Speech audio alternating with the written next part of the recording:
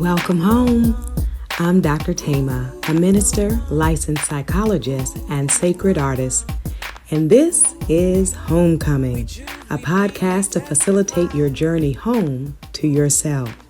While I will provide weekly inspiration and mental health tips, this podcast is not the same as personalized therapy.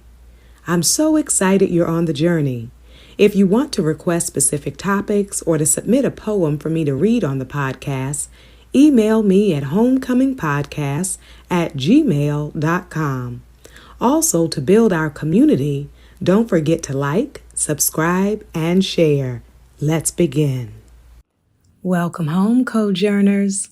I'm glad you're here for another episode, and today we're going to talk about liberation psychology. As you come home to yourself, the desire is for you to be free holistically, to be free emotionally, physically, psychologically, financially, politically, spiritually, in every area of your life. I invite you in this moment to consider the ways in which you have felt bound, restricted, marginalized, minoritized, oppressed. I invite you to consider the ways in which oppression in its various forms have affected you globally and affected your mental health. The reality is the challenges you face are not just a matter of your cognitive distortions or your negative thinking. It is not just a matter that is within you, but you have been affected by systems and institutions outside of you. And those can show up structurally, it can show up in relationship to other people, and those ideas can even be internalized, where you start to believe them for yourself. And so as we consider this liberation journey, I invite you to take breath, inhaling in through the nose and exhaling out through the mouth. I invite you to consider the ways oppression has shown up in your life, from adulthood to childhood. I invite you to consider the ways that oppression and marginalization have created fear and anxiety and despair and anger and outrage and grief. As we consider the impact of those institutions and people who have stereotyped, stigmatized, attempted to dehumanize, and restrict your access to resources and to a healthy life, it is important that we recognize seeing those realities can help you to become whole and healed. I invite you to consider the fullness of your humanity, your worthiness. I invite you to be free enough to see the truth of who you are, that you are more than enough and that you always have been. I invite you to embrace every aspect of your identity, every aspect of your selfhood. Even as you are a work in progress, we know that perfection is not required to honor your humanity. That perfection is not required to know your true worthiness, that you are a sacred being. And so I want to tell you about liberation psychology, which was founded in the 1980s by Ignacio Martin Barro, who was working in the time in El Salvador. Not only is he or was he a psychologist, but he was also a Jesuit priest. And so a part of liberation is to embrace holistic wellness, which does not divorce your psychology from your spirituality. As you get free, I invite you to reclaim your faith, reclaim your spirituality, reclaim your religion, reclaim your beliefs.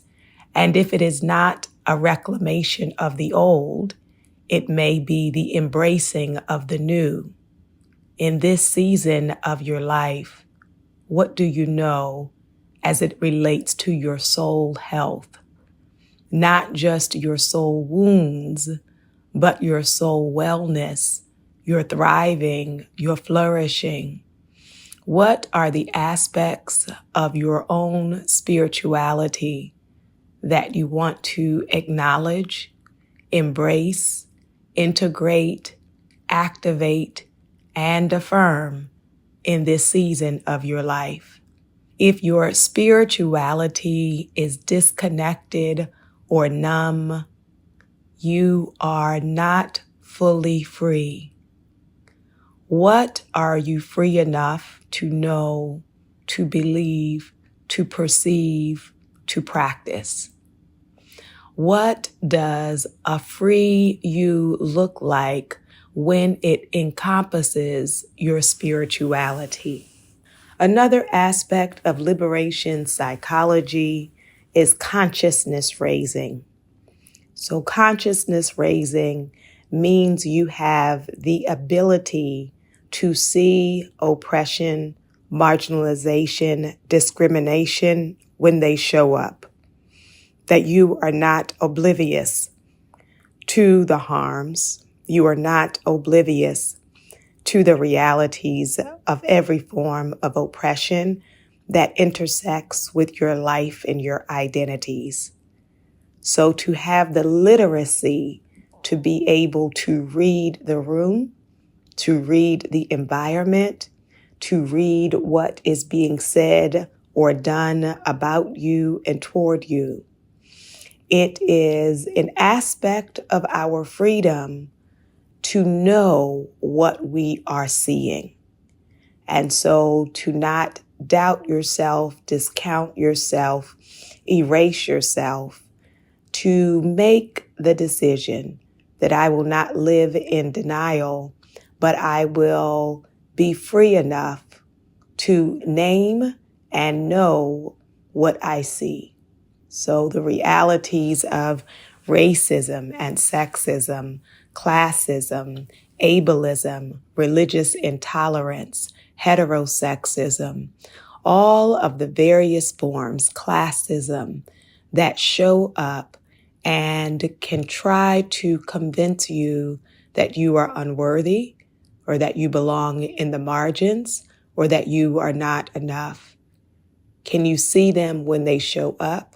When it shows up in the media, in the classroom, in dating sites, in religious spaces?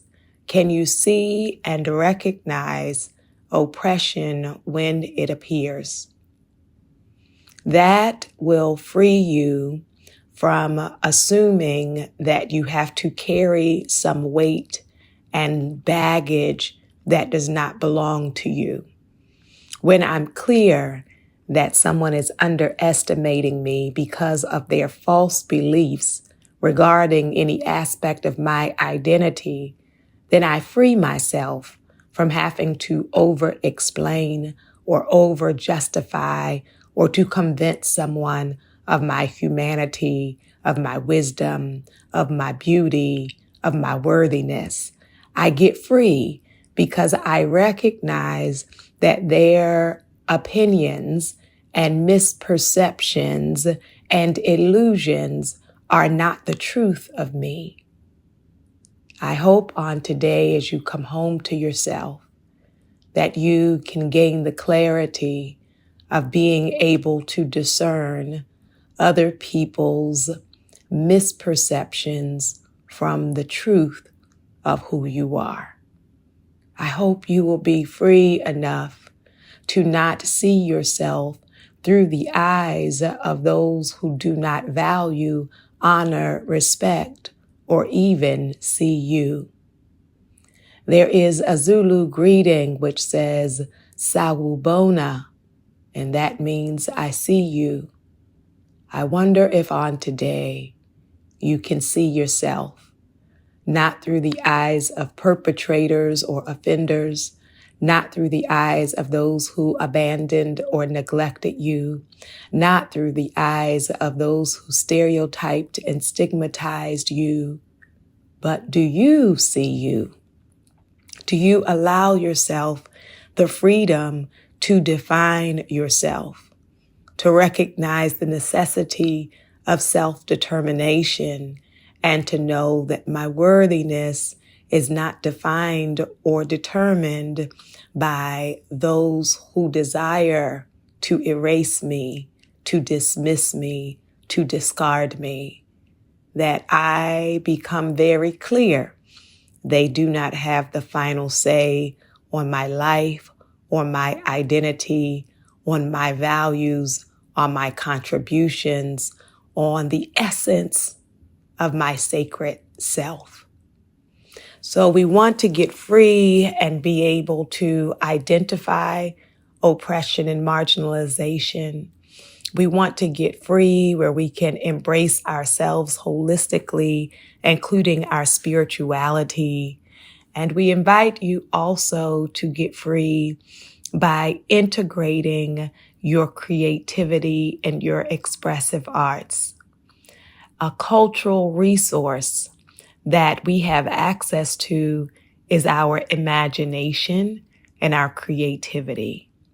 Liberation means that I do not merely center those who want me to stay bound, but because I am centering liberation, then I am activating my creativity and my imagination as I consider the life that I am co-creating.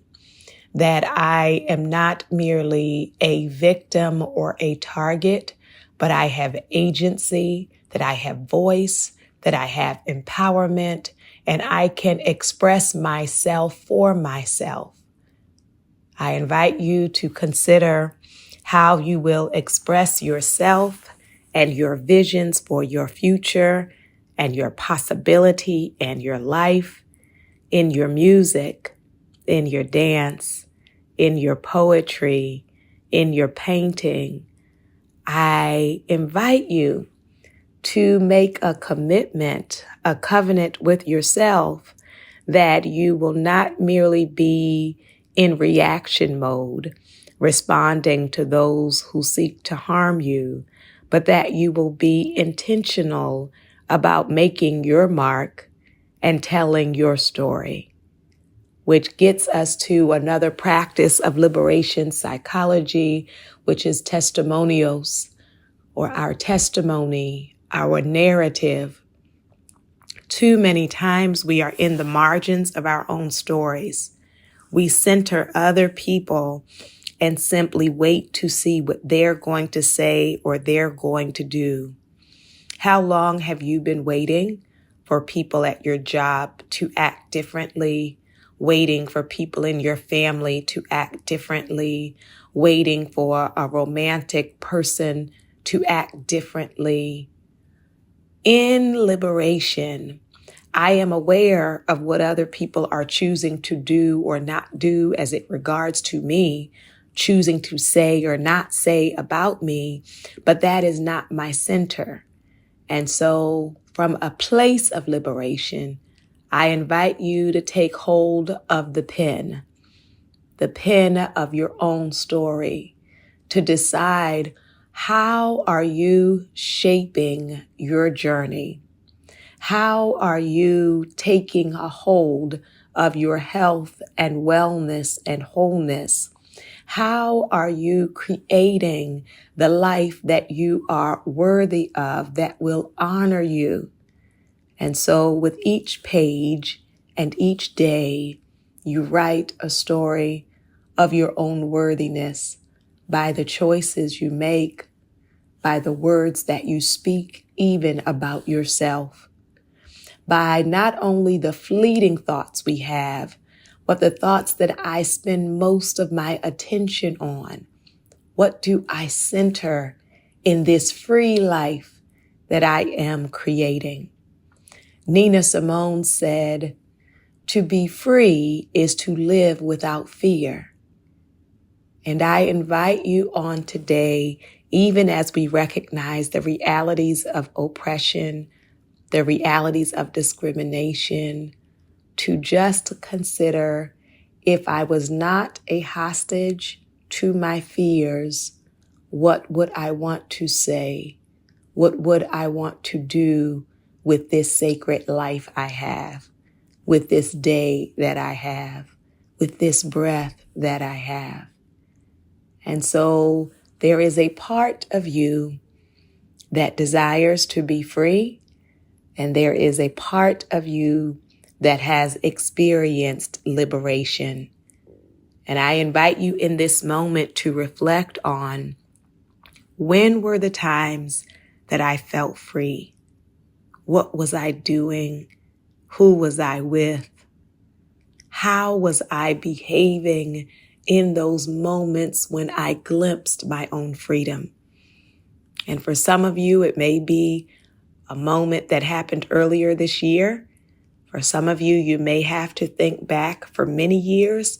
And for some of you, it may be hard to remember a time, a memory in which you felt free. And for those who have difficulty thinking of a liberated memory, I invite you to tap into your liberated imagination and to consider, for me, what would freedom look like? What would it sound like? What would my voice sound like when I'm free?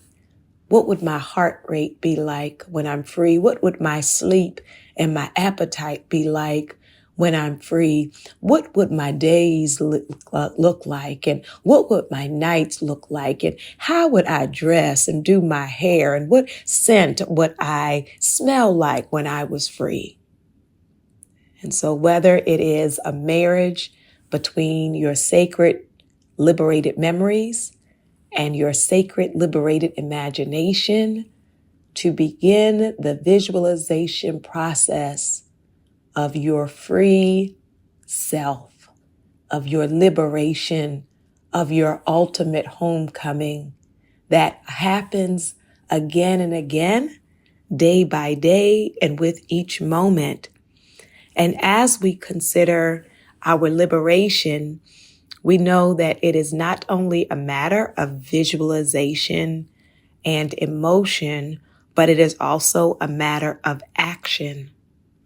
And so a part of liberation psychology involves problem-solving coping, or advocacy, activism, resistance, addressing the oppression that you face. So while we want to soothe ourselves and love ourselves, define ourselves and calm ourselves, we also want to tap in to our empowerment. And so as you consider the discrimination or stereotyping, the oppression, the marginalization that you have experienced in the past and that you do experience in the present, I invite you to consider what you are liberated enough to do.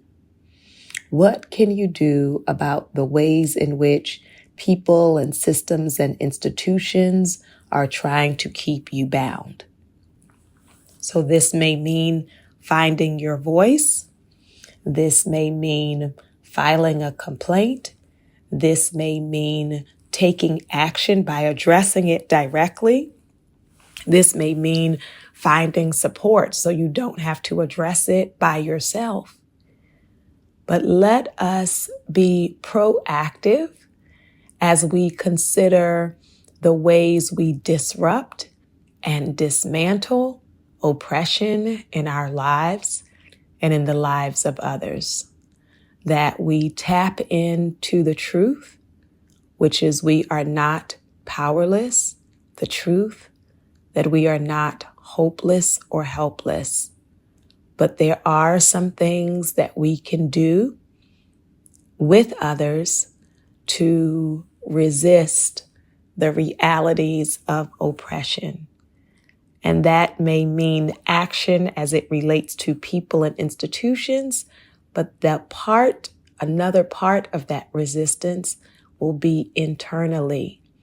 That even as people attempt to dehumanize me, that I honor my humanity. I honor my rest. I honor my grief. I honor my joy. I honor my outrage.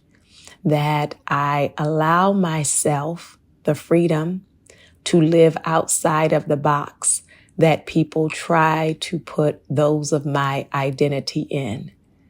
That when I see myself, I see the fullness of my worthiness in direct opposition to those who want to define me and those who want to restrict me. And so I hope on today, as you consider your own empowerment, that you can come up with some constructive actions that you can take that honor the truth of who you are. So from a liberated standpoint, we operate holistically, including our spirituality and our mental health. We recognize oppression in its various forms. We use our artistry to express ourselves, and we actively imagine our own liberation and work toward that liberation by taking direct action. Another aspect of liberation psychology is recognizing the experiences of our ancestors. Those who came before you, they have both wounds and wisdom. Have you considered lately, have you reflected on the wounds and wisdom of the people who came before you? Have you looked at that history and thought about how that history has shaped the way in which you live, the way you approach work, the way you approach love, the way you approach relationships, the way you approach your own care? And so become more aware, more conscious of the connections between your mental health and the people who came before you. Once you can see that, you can have the liberation of awareness and recognition while also holding on to the truth that I am not stuck. So I may behave in particular ways because of the ways in which the people before me were wounded. And at the same time, I get to make some new choices in my lifetime that I can create a new legacy for my family about how we handle emotions, how we handle other people, how we handle ourselves. And so we want to understand ourselves given our historical lines, and we want to give ourselves permission in the present to create a new future. That's liberation. And I want to invite you in this moment, as you take a cleansing breath, to say to yourself, I am worthy of liberation. I am worthy of freedom. I invite your soul to tell your heart, mind, body, and spirit, welcome home.